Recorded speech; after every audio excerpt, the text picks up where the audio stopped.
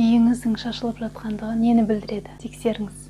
Үстел үсті шашылып жатса, демек сіздің басыңызда хаос болып жатыр деген сөз. Себебі онда жасалынбаған істер, идеялар бұғып жатыр. Стресс. Ал үйге ремонт жасамау, ол өзге бір адамдардан көмек күтіп жатқандығыңызды білдіреді. Қонақ келер алдында үй жинау ел не дейді?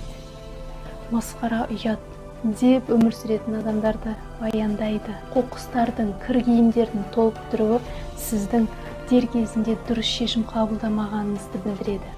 Яғни тез анализ жасап шешім қабылдай алмайсыз. Ескі заттарды, ескі киімдерді, жалпы хламдарды үйде сақтау, ол сіздің өзіңізге сенімсіз екеніңізді білдіреді.